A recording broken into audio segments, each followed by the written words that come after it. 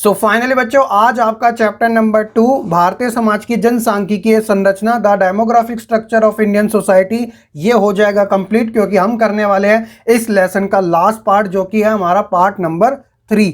इससे पहले 2 part complete हो चुके हैं। आई बटन में उसका लिंक जो है वो दे रखा है, और साथ ही लेसन को कंप्लीट करने के बाद मैं कंप्लीट जो पीडीएफ है वो टेलीग्राम ग्रुप में अपलोड कर दूंगा, तो आप वहां से इजीली डाउनलोड कर सकते हैं। तो चलिए फिर बिना किसी देरी के साथ आज की इस वीडियो को हम शुरू करते हैं। My name is Shahrukh Saifi and welcome to our YouTube channel quick prep classes.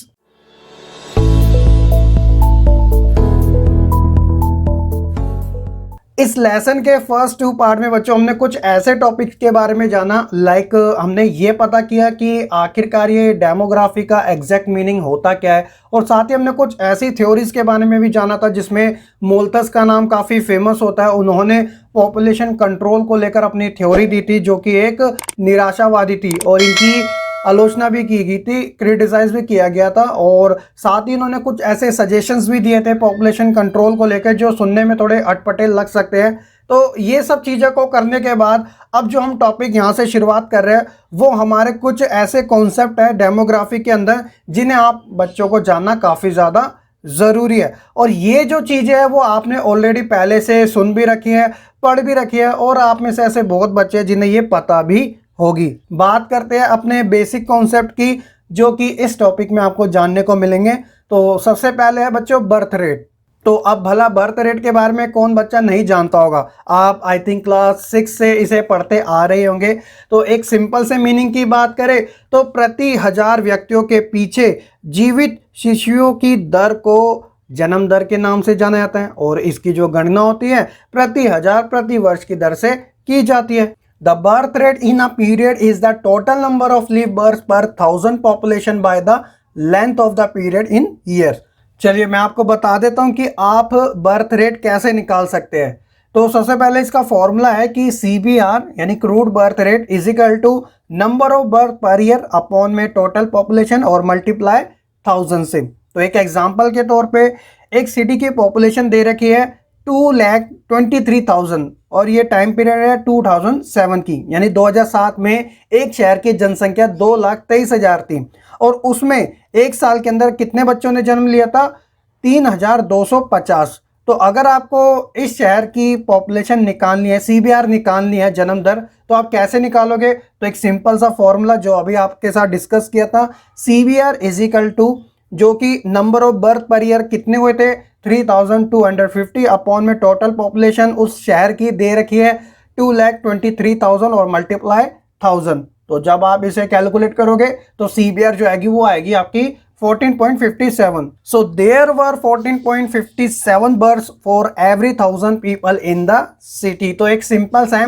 अगला जो कॉन्सेप्ट है वो इसी के अपोजिट वाला है, वो है हमारा डेथ रेट, कि प्रति 1000 व्यक्तियों के पीछे मृतक शिशुओं की दर, और इसकी गणना भी प्रति 1000 प्रति वर्ष की दर से ही की जाती है। The death rate is often expressed as the number of deaths per 1000 of the population per year.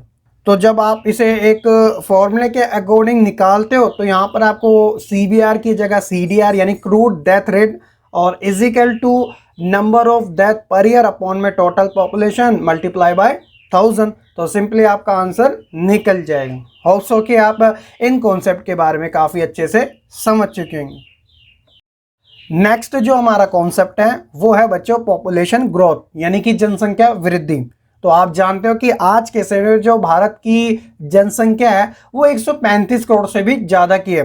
हालांकि इस साल भारत में जनगणना होनी थी, लेकिन आप जानते हो कि जो कोरोना वायरस है वो इंडिया के अंदर अभी एग्जिस्ट है, और तीसरी लहर की भी बात हो रही है। तो इस वजह से ये जो सेंसस है 2021 में जो होनी थी उसे थोड़ा डिले कर दिया गया है। होप सो कि 22 में ये प्रक्रिया भी स्टार्ट हो जाएगी धीरे धीरे, और आपको एक एग्जैक्ट डेटा पता चल जाएगा कि भारत की प्रेजेंट जो पॉपुलेशन है वो कितनी है। तो बात यहाँ पर ये आती है एक सिंपल से मीनिंग में कि आखिरकार ये जनसंख्या वृद्धि का एग्जैक्ट मीनिंग क्या है। तो देखिए, हालांकि इसकी परिभाषा अलग अलग हो सकती है, लेकिन एक सामान्य अर्थ में अगर बात करें तो जनसंख्या वृद्धि एक जनसंख्या में व्यक्तियों की संख्या में वृद्धि से है।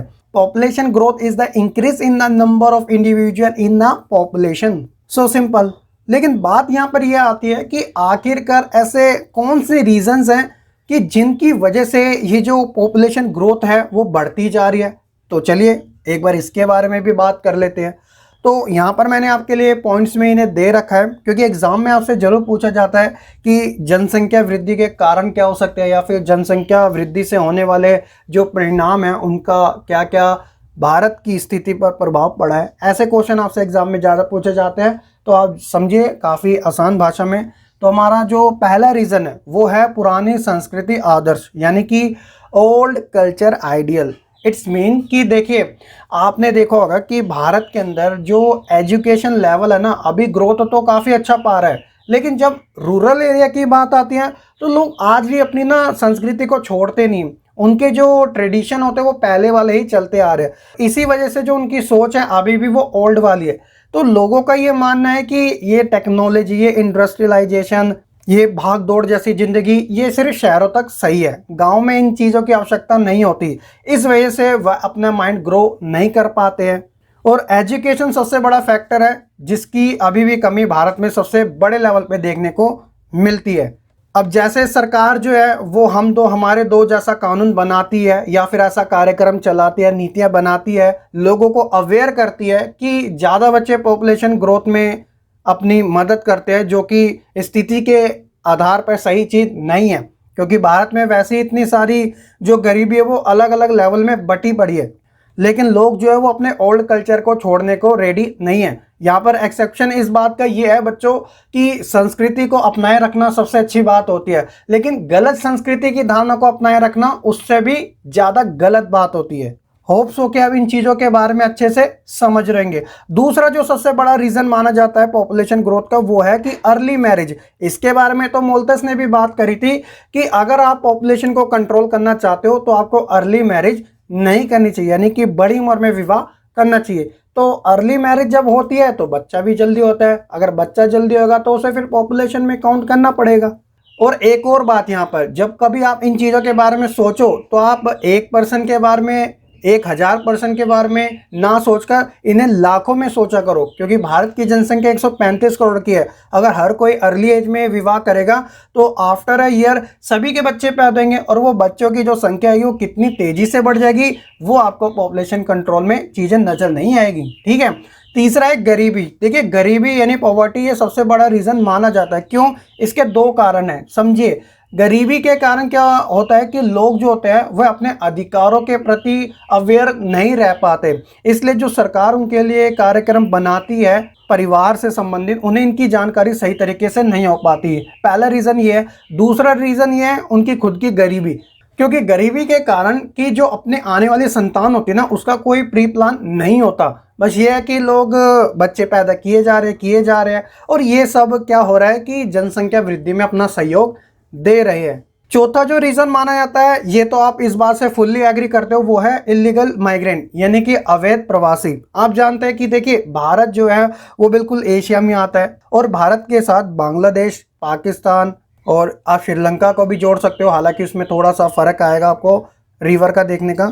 लेकिन मेन जो कंट्री है वो है बांग्लादेश। यहाँ से जो प्रवासी है ना, माइग्रेंट जो है, वो भारत में ईजिली आ जाते हैं, जो कि नकली आधार कार्ड बना के, नकली वोटर आईडी कार्ड बना के भारत के निवासी कहलाए जाते हैं और जनसंख्या ग्रोथ में अपना सहयोग देते हैं। और लास्ट जो है वो है इलिटरेसी, यानी कि अशिक्षा। अगर शिक्षा नहीं होगी तो लोग अवेयर नहीं रहेंगे, लोग अवेयर नहीं रहेंगे तो उन्हें पता ही नहीं चलेगा कि सरकार ने हमारे लिए ये नीति कार्यक्रम बना रखे हैं, या फिर ये योजना है जिसे हम अपनाकर अपने आने वाली संतानों का भला कर सकते हैं। लेकिन नहीं, अशिक्षा होने के कारण लोग इन चीज़ों के बारे में अवेयर नहीं रह पाते, जिसके कारण संतानें पैदा होती रहती हैं और ये सब पॉपुलेशन ग्रोथ में अपनी सहायता निभाते रहती है। और ये देखते ही देखते भारत की जो जनसंख्या है वो अब अभी 135 करोड़ से ज़्यादा की है, और आने वाले समय में और ऐसी ये बढ़ती रहेगी अगर पॉपुलेशन कंट्रोल के ऊपर ज़्यादा ध्यान नहीं दिया गया तो।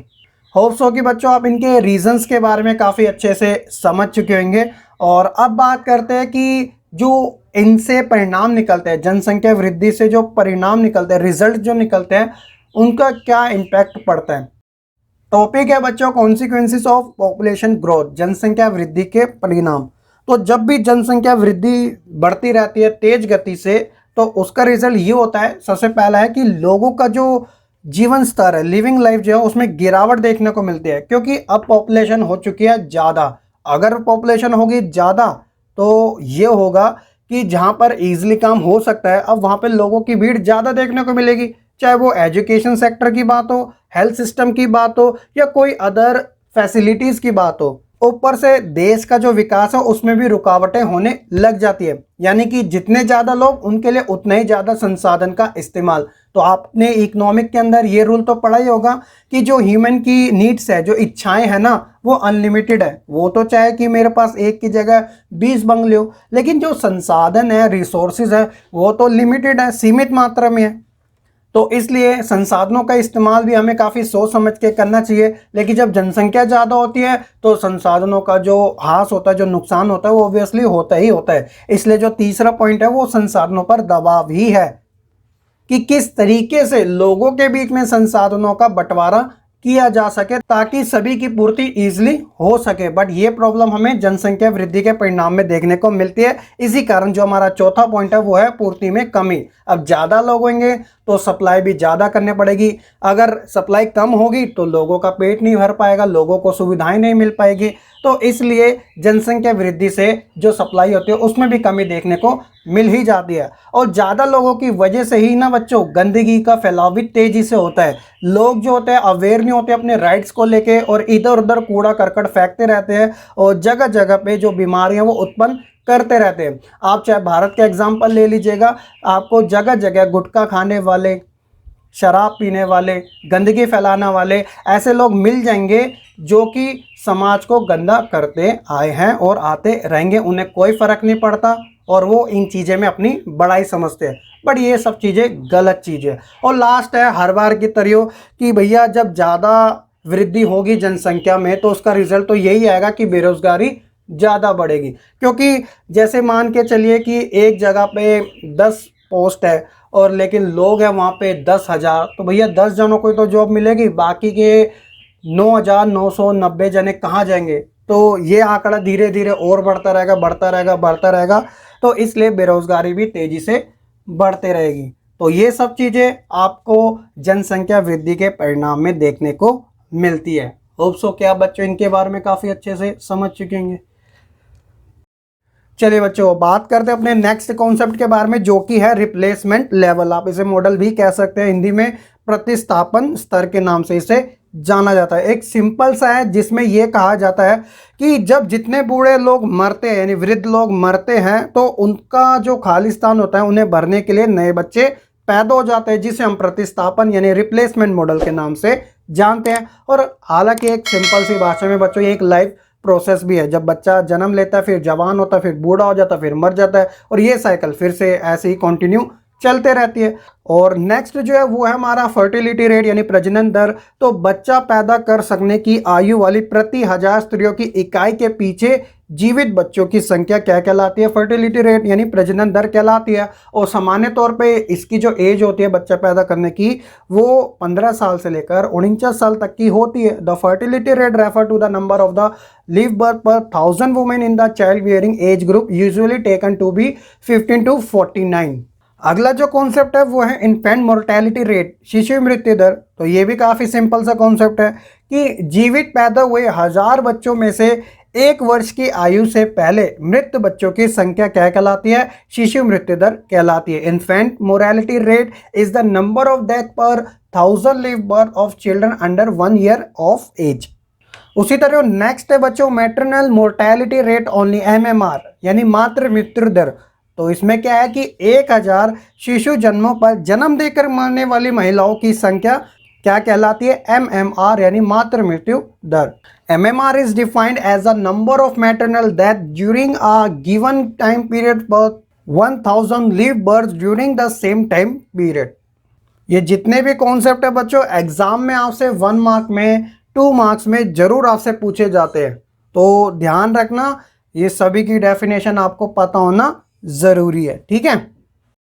चलिए बात करते हैं बच्चों अपने नेक्स्ट कॉन्सेप्ट के बारे में, जो कि है सेक्स रेशियो यानी कि लिंग अनुपात। तो काफ़ी सिंपल सा है और मैंने ऑलरेडी आपके साथ शेयर भी कर रखा है इसके बारे में कि लिंग अनुपात का जो संबंध होता है वो मेल और फीमेल यानी कि पुरुष और स्त्रियों की संख्या के अनुपात से है, यानी इसके अंदर प्रति 1000 पुरुषों की संख्या पर स्त्रियों की संख्या की गणना की जाती है। पता लगाया जाता है कि 1000 पुरुषों पर कितनी स्त्रियां आ रही है। The sex ratio is the ratio of males to females in a population in most sexually reproducing species.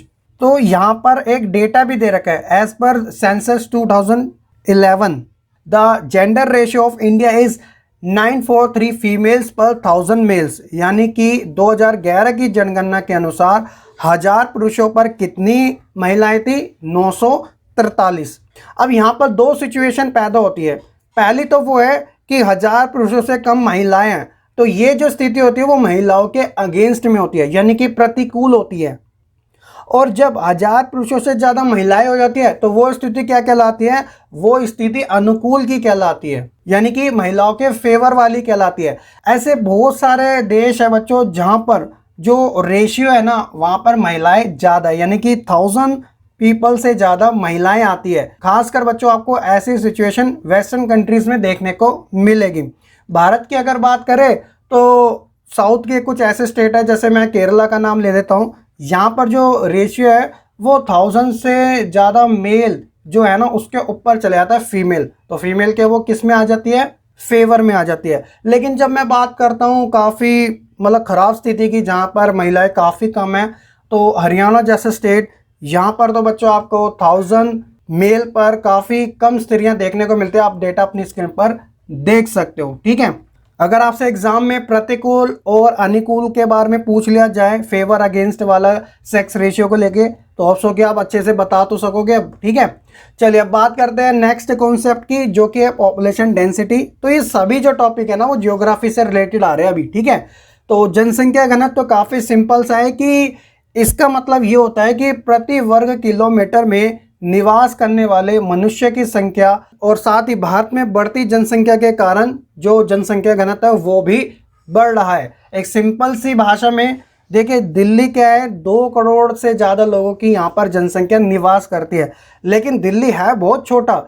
It's mean कि एक छोटी सी जगह पे ज़्यादा लोग निवास कर रहे हैं। सो क्या समझा? Population density is the number of individual per unit geographical area, for example number पर स्क्वायर मीटर, पर हेक्टेयर और पर स्क्वायर किलोमीटर। तो इसी से अंदाज़ा लगाया जाता है, इसी से कैलकुलेशन की जाती है कि एक क्षेत्र के अंदर कितने लोग निवास कर रहे हैं, तो उससे हमें उस क्षेत्र की डेंसिटी के बारे में पता लग जाता है, कम है या फिर ज़्यादा है। तो यहाँ तक हमने जितना भी कवर किया होप्स कि आपको समझ आ चुका होगा। और अब हमारा जो लास्ट कॉन्सेप्ट है वो है एज कॉम्पोजिशन को लेके, यानी कि आयु संरचना से संबंधित, ठीक है। तो चलिए इसके बारे में भी बात कर लेते हैं। सबसे पहले मीनिंग क्या कहलाता है कि आयु संरचना क्या करती है कि विभिन्न आयु वर्गों में लोगों की संख्या को प्रदर्शित करती है। The age structure of the population refer to the proportion of the person in different age group related to the total population. अब वो डिफरेंट ग्रुप कौन कौन सा है? तो यहाँ पर आपको 3 कैटेगरी देखने को मिलेगी, जिसमें से 2 जो है वो सिमिलर है। जैसे कि हिंदी में बात करें, उस कैटेगरी में पहले आते हैं प्राश्रित वर्ग, यानी कि डिपेंडेंट्स एज ग्रुप। अब इसके अंदर कौन कौन आते हैं? तो सबसे पहले फर्स्ट एज ग्रुप है जो कि 0 से लेकर 14 ईयर वाला है, जिससे आप बच्चे वाला ग्रुप कह सकते हो। और ये आश्रित होता है, यानी कि डिपेंडेंट होता है किसके ऊपर? अपने बड़ों के ऊपर, हालांकि ये वर्किंग नहीं करता। उसी तरह सेम ग्रुप है वो है 60 प्लस का, जिसे हम वृद्धावस्था कहते हैं। तो ये वाला भी क्या होता है? डिपेंडेंट होता है। तो आपने देखा होगा कि जो बूढ़े लोग होते हैं वो आश्रित कहलाए जाते हैं, अब वो वर्किंग नहीं कर सकते। लेकिन इकोनॉमी बूस्ट करने का जो काम होता है वो वर्किंग एज ग्रुप का होता है, जो कि कहलाता है कार्यशील वर्ग। इसका जो एज ग्रुप होता है वो 15 से लेकर 49 वर्ग का कहलाया जाता है। इस एज के अंदर हर लोग वर्किंग होते हैं, कमाते हैं और इकोनॉमिक को आगे बढ़ाते हैं। तो ये हमारी आयु संरचना कहलाती है। होप सो कि बच्चों आप जनसंख्या संबंधित ऐसी जितनी भी संकल्पनाएं हैं, ये जो कॉन्सेप्ट है सभी के सभी अच्छे से समझ चुके होंगे।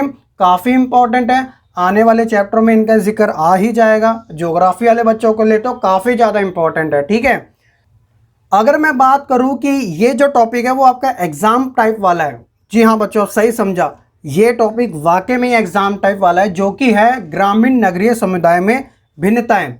जो 12th क्लास के सोशोलॉजी के प्री बोर्ड के एग्जाम हुए थे उसमें ये क्वेश्चन आया था, रूरल अर्बन कम्युनिटी डिफरेंसेस क्या क्या है। 11th क्लास में भी ये टॉपिक था, आपने शायद पढ़ा भी होगा और आप तो होशियार है, आपको याद भी होगा, बट यहाँ पर थोड़ा बहुत चेंजेस आपको देखने को मिल जाएगा एक बेहतर ढंग से।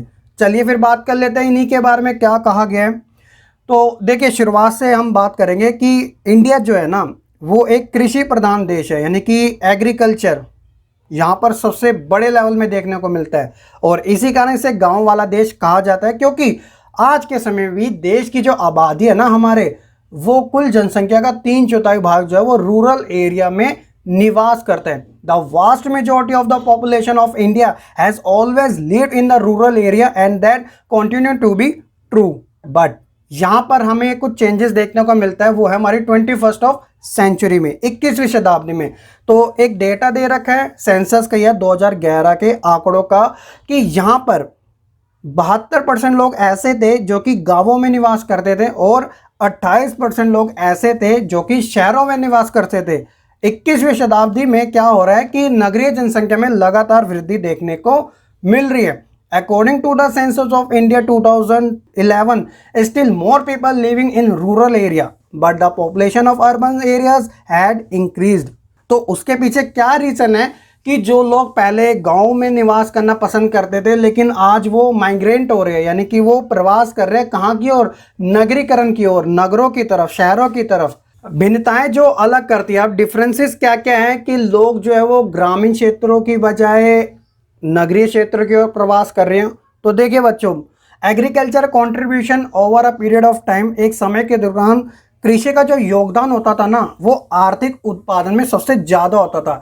लेकिन प्रेजेंट टाइम की बात करें तो जीडीपी में तो केवल अब 1/4 ही रह गया है। सारा का सारा किसने ले लिया? इंडस्ट्रियलाइजेशन ने, यानी कि औद्योगिकरण ने। हालांकि हम डिपेंड आज भी कृषि के ऊपर है, लेकिन जो हमें प्रक्रियाएं देखने को मिलती है, जो प्रोसेस देखने को मिलता है ना, वो औद्योगिकरण का ज़्यादा देखने को मिलता है, क्योंकि इसके अंदर अर्निंग इनकम जनरेट होती है और बड़ी मात्रा में होती है। सबसे खास बात इसकी यही है और यही एक रीज़न है कि सबसे पहले जो ज़्यादा जनसंख्या थी ना वो गाँव में निवास करती थी, लेकिन आज वह नगरीकरण की ओर बढ़ती जा रही है। After independence, majority of people live in rural area, but at present the population prefer to live in urban areas, क्योंकि यहाँ पर फैसिलिटीज़ ज़्यादा देखने को मिलती हैं, फिर चाहे वो आपका एजुकेशन सेक्टर हो, हेल्थ सिस्टम हो, या फिर बेसिक नीड्स हो, या फिर लिविंग लाइफ हो, काफ़ी अच्छा देखने को मिलता है as compare to rural area.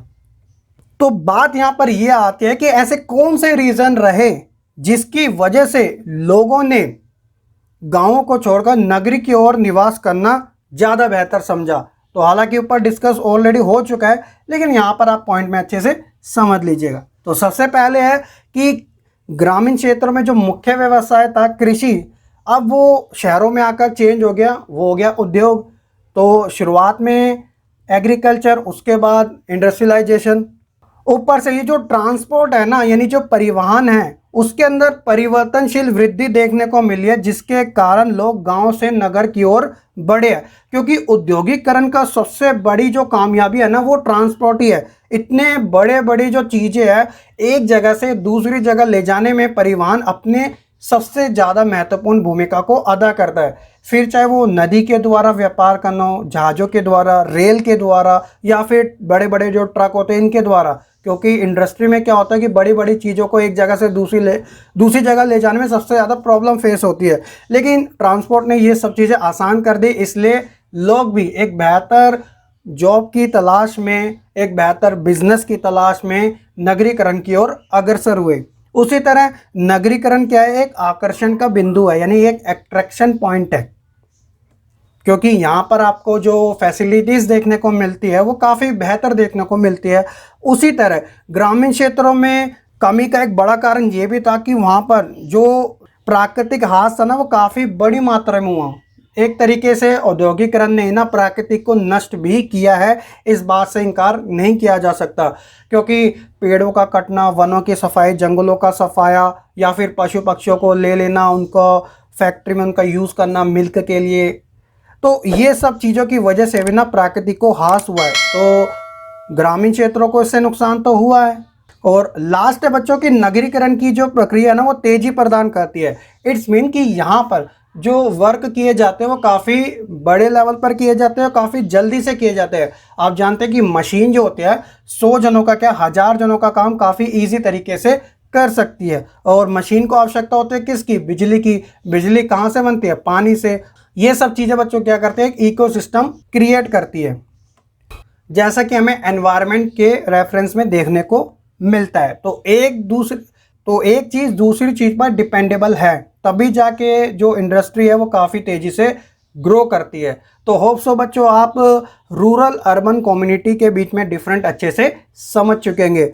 अगर मैं आपसे ये बोलूँ कि एग्ज़ाम में आपसे ये क्वेश्चन पूछ लिया जाए कि आप ग्रामीण समुदायों की विशेषताओं का वर्णन कीजिए या फिर नगरीय समुदाय की विशेषताओं का वर्णन कीजिए, तब आप क्या करोगे? क्योंकि यहाँ पर तो मैंने आपको डिफरेंसेस के बारे में बताया। कोई बात नहीं, अभी यहाँ पर मैं आपके लिए जो इनकी विशेषताएं हैं उनके बारे में भी बता देता हूँ ताकि आपको अच्छे से समझ आ सके। आप अपनी स्क्रीन पर देख सकते हो characteristics of rural urban community, ग्रामीण नगरीय समुदायों की विशेषताएं। तो लेफ्ट साइड है ग्रामीण समुदाय और राइट साइड है नगरीय समुदाय। तो काफ़ी सिंपल सा है, एक एक करके मैं आपको बता देता हूँ। सबसे पहले ग्रामीण समुदाय के बारे में, यहाँ पर प्राइमरी रिलेशन जो होते हैं वो ज़्यादा देखने को मिलते हैं, यानी कि जो लोग हैं वो काफ़ी पास पास निवास करते हैं, इसलिए जो प्राइमरी रिलेशन है, प्राथमिक संबंध, वो बड़े लेवल पे यहीं पर देखने को मिलता है। ऊपर से इनका जो आकार होता है, जो साइज़ होता है वो लिमिटेड होता है, क्योंकि एक गांव के अंदर एक कस्बा टाइप वो बना ही लेते हैं, आसपास लोग निवास करते हैं और रिलेशन इसीलिए वहाँ पर प्राइमरी देखने को मिल जाते हैं। और आप जानते हैं कि जो मेन ऑक्यूपेशंस होता है, यानी कि जो मुख्य व्यवसाय होता है वहाँ पर एग्रीकल्चर होता है। वहाँ का परिवार जो होता है पूरी तरीके से कृषि के ऊपर निर्भर करता है। इवन वहाँ पर जो लिविंग लाइफ होता है वो भी काफ़ी सिंपल सा होता है। खासकर यहाँ पर आपको जॉइंट फैमिली ज़्यादा देखने को मिलते हैं, यानी कि दादा दादी, नाना नानी, मामा चाचा सभी एक ही परिवार में इकट्ठा रहते हैं।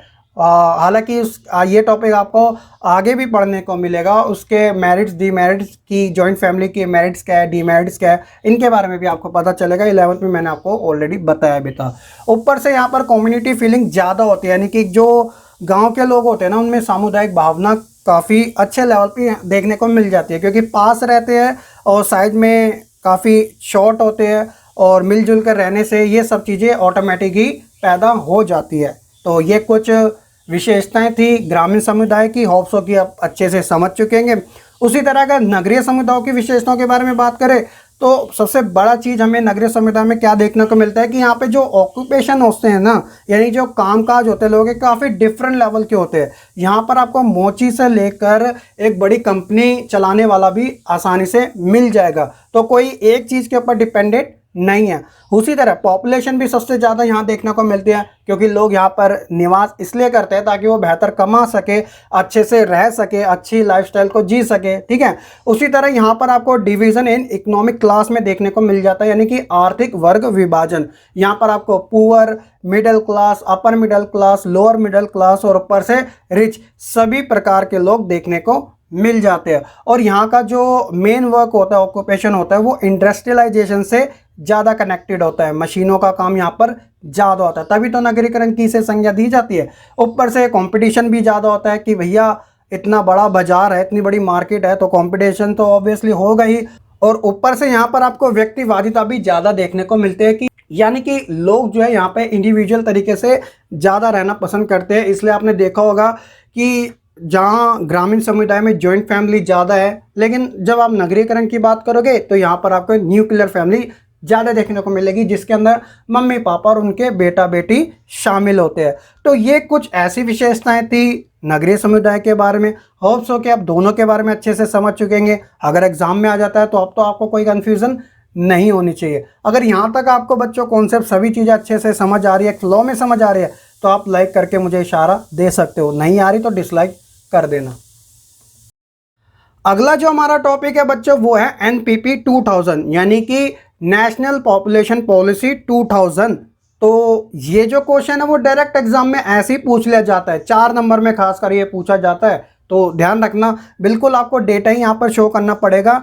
तो सबसे पहले आपको इंट्रो टाइप में चीज़ें लिखनी पड़ेगी कि जनसंख्या वृद्धि की समस्या को एक बड़ी चुनौती मानते हुए जो हमारी सेंट्रल गवर्नमेंट है, यानी कि केंद्र सरकार है, उस समय किसकी थी? वाजपेयी सरकार थी, ठीक है, बीजेपी एनडीए वाली सरकार थी। तो उसके द्वारा अलग अलग संगठनों, विद्वानों, साथ ही डेमोग्राफी में इंटरेस्ट रखने वाले लोग व सरकार के विचार विमर्श के द्वारा साल 2000 में राष्ट्रीय जनसंख्या नीति की शुरुआत की गई थी, जिसके कुछ ऐसे उद्देश्य थे वो आप अपनी स्क्रीन पर देख सकते हैं। फर्स्ट है कि जो शिशु मृत्यु दर है प्रति 1030 से नीचे लाना। उसी तरह जो मातृ मृत्यु दर है उसे 1 लाख जन्मों पर 100 से कम लाना। ऐसा ना हो कि बच्चा पैदा करके माँ मर जाए, तो इसका मेन उद्देश्य था कि हम इन चीज़ों को कम करेंगे। उसी तरह जो कन्या विवाह है उसे देरी से कराना, ताकि जो पॉपुलेशन कंट्रोल है वो की जा सके, क्योंकि अर्ली एज में शादी करने का मतलब है कि बच्चा जल्दी पैदा हो जाएगा और ऊपर से जनसंख्या वृद्धि में वो अपना योगदान देगा, तो इस चीज को रोकना था। साथ ही जन्म, मृत्यु, विवाह व गर्भावस्था का पंजीकरण कराना, रजिस्ट्रेशन कराना, ताकि डेटा का एग्जैक्ट हमें पता लग सके, और गर्भ निरोधक तरीकों के व्यापक तरीकों का पता लगाना और इसकी जानकारी देना, ताकि लोगों को अवेयर किया जा सके कि भैया बच्चा पैदा करने से विकास नहीं होता, आपको कुछ चीज़ें समझने पड़ेगी, इसलिए हमारे दो जैसी नीतियों का पालन करना ज़रूरी है। और 14 वर्ष तक की आयु के बच्चों को मुफ्त शिक्षा प्रदान करना, ये भी राष्ट्रीय जनसंख्या नीति में था, क्योंकि बच्चा पढ़ेगा तो समझेगा, समझेगा तो आगे पहुंचाएगा। अगर अनपढ़ रह जाएगा तो ये चीज़ें सही नहीं रहेगी, फिर से वह क्या करेगा? गलती करेगा जो उसके बड़े करते आए हैं, ठीक है। जो एड्स का प्रसार है उसे रोकना और परिवार कल्याण कार्यक्रमों पर जोर देना, तो ये सब चीज़ें NPP 2000 राष्ट्रीय जनसंख्या नीति 2000 में कही गई थी। तो काफ़ी सिंपल सा है, इसमें कोई समझाने वाली बात है नहीं आपको, और वैसे आप इतने होशियार हो कि अच्छे से आप समझ ही चुके होंगे, तो आप इसे क्वेश्चन मान के चलिएगा, ठीक है बच्चों। चलिए बात करते हैं अपने इस लेसन के लास्ट टॉपिक के बारे में, जो कि पहले वाले टॉपिक की तरह सिमिलर ही है, वो है NPP। यहाँ पर 2000 की बात नहीं की है, बस राष्ट्रीय जनसंख्या नीति की बात की गई है। पता चले आप 2000 के बारे में सारी चीज़ें लिख के आ जाओ, नहीं, अगर आपसे राष्ट्रीय जनसंख्या नीति पूछे तो आपको उसी के बारे में बताना पड़ेगा, उसकी विशेषताओं के बारे में बताना पड़ेगा, ठीक है। तो शुरुआत में वही आप इंट्रो टाइप लिखोगे कि प्रेजेंट टाइम की बात करें तो 135 करोड़ से भी ज़्यादा की जो जनसंख्या भारत में हो चुकी है, और डेटा आपको नेक्स्ट ईयर पता चल ही जाएगा कि कितनी एग्जैक्ट हमारी पॉपुलेशन है। और भारत दुनिया का दूसरा सबसे अधिक जनसंख्या वाला देश है। पहले नंबर पे कौन है? आप अच्छे से जानते होंगे, जी हाँ, चाइना। लेकिन पहले नंबर पे चाइना है, दूसरे नंबर पे भारत है, तो बच्चों तीसरे और चौथे नंबर पे कौन से ऐसे देश आते हैं वो मुझे आप कमेंट करके बताइएगा, ताकि मुझे पता चल सके कि हाँ भाई बच्चे सर्च भी करते हैं इन चीज़ों को जो मैं उनसे बोलता हूँ, क्योंकि ये चीज़ आपको आगे काम ज़रूर आती है, ठीक है। तो एक करंट अफेयर जैसी चीज़ें आपको पता होना चाहिए, जनरल नॉलेज। उसी तरह भारत की जो जनसंख्या वृद्धि है वो काफ़ी तेज़ी से आगे बढ़ रही है, और ये भी कहा जाता है कि 10 सालों में भारत तो चाइना को भी पीछे छोड़ देगा। कहीं तरक्की हम पाए ना पाए, लेकिन जनसंख्या में नंबर 1 बन के ही छोड़ेंगे। तो इसी कारण बच्चों ये पॉपुलेशन कंट्रोल करने के लिए ही NPP यानी राष्ट्रीय जनसंख्या नीति बनाई गई थी, जिसकी कुछ ऐसी विशेषताएं थी जिन्हें आपको जानना ज़रूरी है। आप कुछ पॉइंट राष्ट्रीय जनसंख्या नीति 2000 से भी ले सकते हो, लेकिन मेन पॉइंट आप ये लिख सकते हो, जैसे कि कम जन्म दर। अगर बच्चे कम पैदा होंगे तो ऑब्वियसली पॉपुलेशन कंट्रोल में लाई जा सकती है। प्रोपेगेंडा यानी प्रचार प्रसार ज़्यादा करना, लोगों को बताएं उनके अधिकारों के बारे में, उनके आने वाली पीढ़ियों के बारे में, कि अगर आप इन चीज़ों को फॉलो करते हो तो इससे देश का ही विकास होगा। देश का विकास होगा तो रोजगार उत्पन्न होंगे, रोजगार उत्पन्न होंगे तो आपको रोजगारी मिलेगी। इससे ये होगा कि जो बेरोजगारी है वो समाप्त हो जाएगी। आज भारत के अंदर सबसे बड़ी समस्या बेरोजगारी की ही तो है, तभी तो चोरी चकारियाँ होते रहती है। लोगों के पास पैसा नहीं है तो वो अलग अलग तरीकों से पैसा कमाने की सोचते हैं, फिर चाहे वो अपराध करे, चोरी चकारी करे, मर्डर करे, या कुछ ऐसे उल्टे सीधे काम करे, बस कैसे भी तरीके से उनके पास पैसा आ जाए। बट ये सारी चीज़ें किससे जुड़ी है? पॉपुलेशन से जुड़ी है। कंट्रोल में होगी तो सब चीज़ें अच्छी होगी। उसी तरह वाइडर स्कोप, लोगों को बताए कि भैया पॉपुलेशन कंट्रोल में काफ़ी ज़्यादा बेनिफिट्स है। इसके लिए सरकार समय समय पर नीतियाँ बनाएगी, कार्यक्रम बनाएगी, ताकि लोग अपने अधिकारों के प्रति अवेयर हो सके और जनसंख्या नीति में अपना सहयोग प्रदान कर सके। अब इन सब चीज़ों के लिए किसकी आवश्यकता होगी? उनकी आवश्यकता होगी ऑर्गेनाइजेशन की और रिसर्च की, जो कि डेटा को कलेक्ट करे। एक छोटे से लेवल से लेकर एक बड़े लेवल तक हर एक परिवार की जानकारी सरकार के समक्ष रखना, सरकार उसके ऊपर विचार विमर्श करेगी, बड़े बड़े संगठनों के द्वारा नियम कानून बनाएगी, तभी जाके पता चल सकेगा कि हाँ हम इस डायरेक्शन में हैं और हमें इस डायरेक्शन में जाना है, ताकि हमारा आने वाला जो समय है वो मुसीबत से भरा ना हो और हम समस्याओं को कंट्रोल में ला सके। तो इस प्रकार एनपीपी यानी राष्ट्रीय जनसंख्या नीति को बनाया गया था और उनकी जो विशेषताएं थी वो कुछ इस प्रकार की थी। तो कुल मिलाकर बच्चों, पॉपुलेशन कंट्रोल करना हमारा सबसे बड़ा लक्ष्य है और इस लेसन में सभी चीज़ें उसी के बारे में कही गई है और टॉपिक के साथ हमारा लेसन भी होता है कंप्लीट। होप सो कि बच्चों 3 पार्ट में कराया गया आपको ये चैप्टर काफ़ी अच्छे तरीके से समझ भी आ चुका होगा। कुछ ऐसे टॉपिक है जो डेटा से रिलेटेड थे वो आप अपनी एनसीईआरटी बुक में देख लेना, लेकिन जो मेन कॉन्सेप्ट था वो मैंने आपको इस लेसन में सभी A to Z बता दिया। तो अगर आप एक बार फिर से वीडियो देख लोगे तीनों पार्ट की तो गारंटीड है कि आपको सभी की सभी चीज़ें काफ़ी अच्छे से समझ आ जाएगी। तो बच्चों बस आपका भी एक ही काम रह गया, तो वीडियो को लाइक कमेंट शेयर करना बिल्कुल ना भूलेगा और चैनल पे नए हैं तो सब्सक्राइब ज़रूर कर लेना। टेलीग्राम ग्रुप अभी भी कहता हूँ ज्वाइन कर लो, बेनिफिट आपका बहुत ज़्यादा है क्योंकि PDF सभी वहाँ पर आपको मिल जाती है और मैं क्विज़ भी आपसे पूछता रहता हूँ वहाँ पर और इन्फॉर्मेशन भी प्रोवाइड करवाता रहता हूँ। लिंक डिस्क्रिप्शन में मैंने दे रखा है और प्लेलिस्ट ज़रूर चेक कर लेना कि क्या क्या चीज़ें क्विक प्रैप चैनल पर लेटेस्ट आई पड़ी है। तो चलिए फिर आज की इस वीडियो में इतना ही। मैं मिलूंगा आपको फिर एक नई वीडियो के साथ। तब तक के लिए आप बच्चे खुश रहे, पढ़ते रहे और ऐसे ही आगे बढ़ते रहे।